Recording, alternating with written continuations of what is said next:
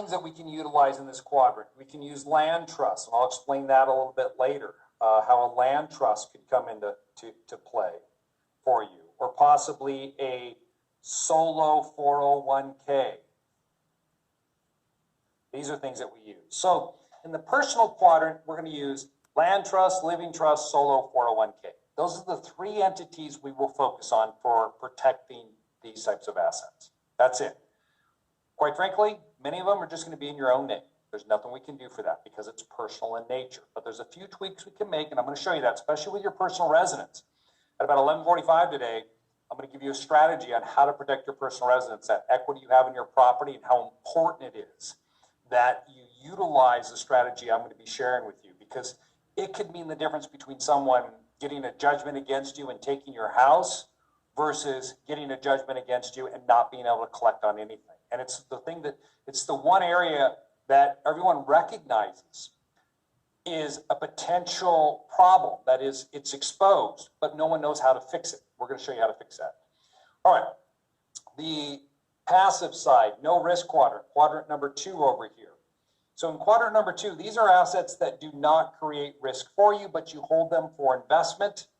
What would be one of those assets? Your savings account. Okay, so that would be an asset we're going to put over here. Your stock account. I saw somebody in the Q&A talking about how do I protect my brokerage account. Well, I'm just going to show you really quick here how to do that. So your brokerage account, metals, crypto, things of that nature. That would go into this quadrant. When I say they don't create risk for you, is that you could have $1 million in cash sit in your house, never leave. You're never going to be sued for that, right? Because that cash that's stacked up in your house isn't going to create harm, right? It's just going to sit there. No one's going to get hurt. Maybe a UPS delivery man comes in, and as he's delivering something, he gets a paper cut, and he's going to sue you for a paper cut because your bills are so crisp. When he put the box down on the counter, one of the bills that you had laying everywhere, cut them. Come on. I mean, I'm trying to stretch here to figure out a way we could sue you.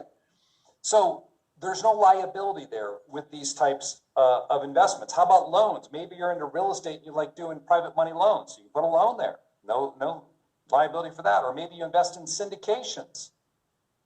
All right? So you're investing in other people's deals. No liability for you. So these are all assets, investments that we hold that do not create liability for us. The number one mistake I see people make is that when they have an MBA, no, not the type you're thinking. I'm talking about a massive bank account in their own name, right? They're like, look at that receipt here. Maybe you're like a Tom Likas, this shock jock used to say, all right, always get an ATM receipt that shows a huge bank account balance and write your phone number on it when you're trying to pick up a girl or something like that. I mean, that to me is ridiculous that you would want to have a ton of money in your personal checking account, because that's going to be exposed in the event of a lawsuit. So we want to move that out into savings and put that savings over into a quadrant that's going to give you protection, which is on the passive side. And there we're going to use a blue box like this. And all of that's going to go into one box. I have one of these set up. I have one blue box that holds my brokerage account. Any private loans that I make come out of that blue box. It holds my savings account as well, all inside of this one blue box. And this one is going to be Wyoming LLC. Could be Delaware, but typically it's going to be Wyoming. Now, why? Well, number one, anonymity. Toby said, or was explaining to you, I'm going to put it in different words that he oftentimes uses. He came up with this phrase: you can't sue what you can't see. I don't want people to know that I have these assets. I want to get them all out of my name, put them in an LLC that's not associated back to me, because in Wyoming, they don't collect any information on who owns the LLC. They don't ask you who the manager is or who the members are. So that's important. So I want to get this LLC set up, move the assets in there. But more importantly, what am I trying to protect against? I'm trying to protect against people suing me individually and then getting a judgment against me, taking that judgment, garnishing my checking account, garnishing my savings account, garnishing my brokerage account. And now I can't buy real estate anymore because all my money's tied up in these garnishments. It's removing the assets beyond the reach of your creditor, putting it into a structure in a state that actually cares about the people that create businesses, that they want to ensure that a creditor of a member of an LLC just can't come in and take their wealth away from them without just cause. All right, so unless you can prove there's been fraud or malfeasance or something like that, then you're going to be protected and they're not going to be able to get after these assets. So we put them into that structure. And there's no limit on how much you can place there. And as you accumulate more income, you keep stuffing it into there. Think of it like the shoebox maybe one of your relatives has that's tucked under their bed and they keep putting money into it, all right? Saving it that way because they don't trust banks. I mean, my brother's somewhat that way where he will put it in those seal meal bags that they have and then bury it because he has a problem with trusting banks. But you just keep stuffing the assets into there and they just keep growing and growing and growing. That's what you're doing here. You just keep putting it in. You only need one ending for this type of planning. All right, the business side. This is where you're going to run active business. So that could be something as simple as maybe you like to flip real estate. Maybe you're into wholesaling. Maybe it's short-term rentals that you're into. Maybe it's residential assisted living. Maybe it's just a standard, maybe you're just a long-haul trucker. Long-haul trucking, you know, it can be many things. Maybe you have a surgery center. These are all active businesses. And what do I mean by an active business? Where it requires your efforts or the efforts of your employees to generate the income. The assets themselves don't generate the income. It's the services provided by the employees of the company that is generating the revenue. That's what we mean by active. You're actively participating in there.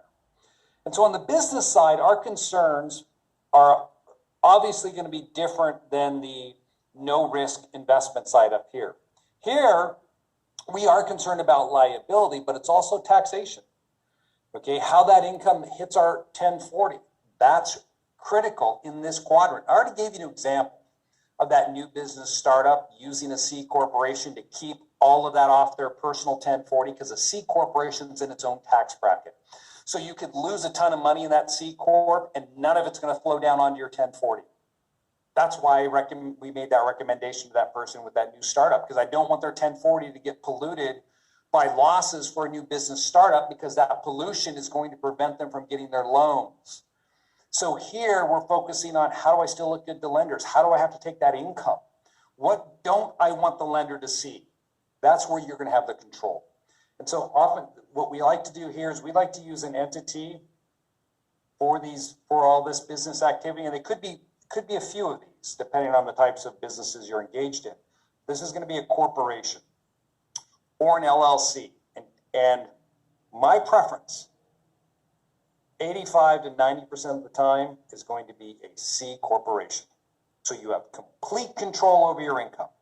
I am less about taxes and concerned about paying a little extra employment taxes in this quadrant than I am about ensuring that I can continue to grow, that I can work with lenders and they're not going to know what I have going on the business side. I want to appear to them like everyone else, or for example, I want to appear to them like 85 to 90% of the people they deal with on a day in and day out basis, just a plain old W-2 wage earner, because that's what works for them. That's what they're used to underwriting.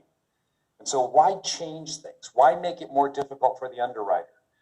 I've been down that road where I've almost lost earnest money, significant earnest money, because my tax returns were not acceptable to an underwriter. They couldn't figure it out.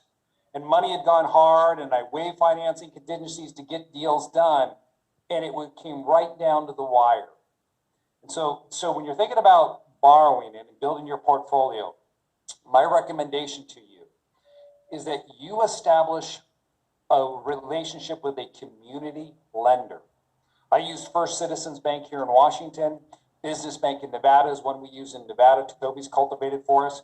And the reason why you want this relationship is because many times that community lender is going to treat your loan different than the standard broker that you're working with. And people don't understand this. They think, well, I'm going to save 0.5% in interest on this loan, or they don't require as much down. Well, I get it, but they're going to have different things, lending criteria they're looking at, because they're typically Freddie Fannie underwriting guidelines they're going off of. And if you don't understand this, it's going to be a boomerang effect on you, and you may lose the deal because you're going to run out of time. So keep that in mind. Always have a relationship with a community lender. Now, the risk quadrant. This is where we keep the assets that pose risk for us. And that's why you're here today. That's where we put our real estate. Okay, this is the stuff that we're buying that creates liability for us. and we need to protect ourselves from the asset itself. So if somebody slips and falls or whatever, they get hurt on the property because it burns down, we don't have working smoke detectors, or maybe there's a dog that our tenant has that mauls the neighbor who's in the backyard trying to get her dog off of your tenant's dog. I'm just giving everything that we talk about here are real stories that have occurred that we've worked with clients and reasons they've been sued for these types of situations. And now they're all real estate investors. So we want to make sure that we're protecting ourselves from our real estate and our real estate from our liabilities as well. So oftentimes in this quadrant, not oftentimes, I mean, what we're going to use here are LLCs. So we're going to use LLCs. We're going to use series LLCs. We will use Wyoming Statutory Trust, WSTs, for those people who live in California. If you want to avoid the $800 franchise fee and get asset protection, I'm going to show you how to do that, okay, after the first break. And we will use land trusts here for our planning. So as you can see, there's several different entities we're going to be looking at to protect your real estate. And what it's all going to be driven by is where you live, where you're investing, and what the rules are in the county where you're buying the property, what we have to focus on. That all gets played into this mix that we have to bake in to come up with the optimal solution for you. And I'm going to discuss that after we take a 10-minute break. Like I promised, every hour, we're going to break for 10 minutes, guys. I will see you back here